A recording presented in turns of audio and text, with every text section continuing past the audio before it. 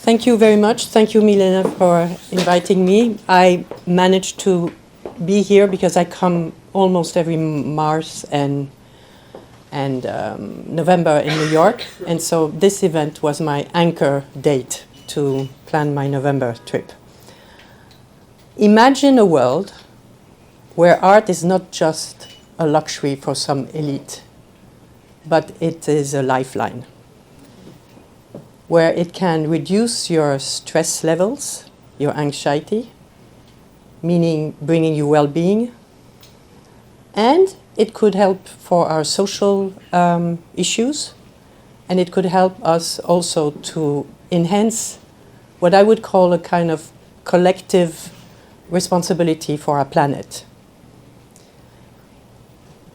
I created about 15 years ago the first ever, and still first ever, website which became a streaming platform and a broadcasting with only art films on it, a Netflix for art.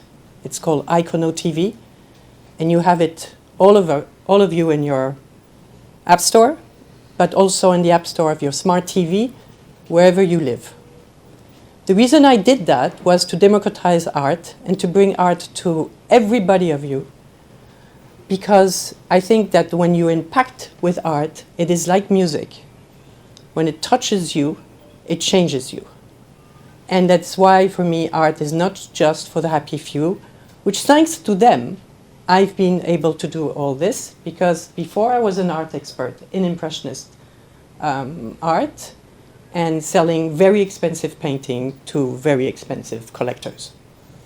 But then I thought, we have to take things out of the box. It's a bit like if you go in a concert, I could invite the player at home, and I would pay probably $1 million for the evening to have this concertist at home, but I could buy also a CD or listen to the radio. I created this platform, and in it, I wanted to give even more. I didn't want to do TV, because TV is about knowledge, meaning I'm triggering your brain, your intellect, and I'm cutting you out of your emotions. So I decided to show you art and not to talk about the art. And for this, I created what we saw, our signature films, which we call slow art films. And these slow art that's already 5 minutes? Wow.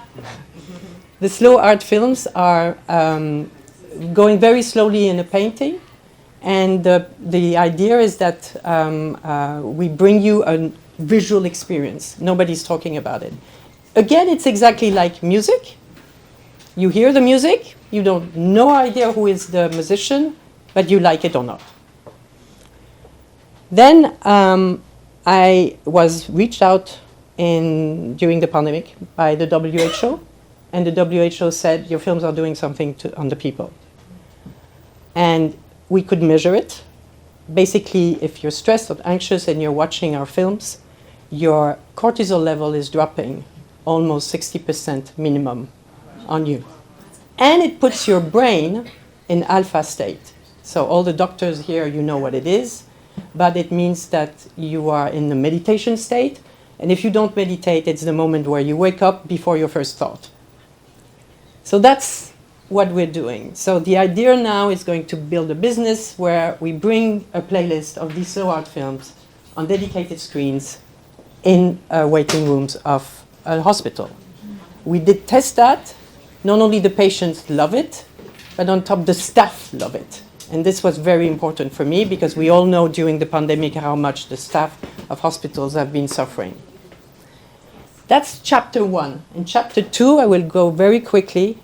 It's basically showing that with artists have this sixth sense that none of us have, is that they foresee what's going on in the world, whatever it's social or not. I'm a big advocate for climate, and I've been inviting artists who are engaged in climate to show us beautiful films about that.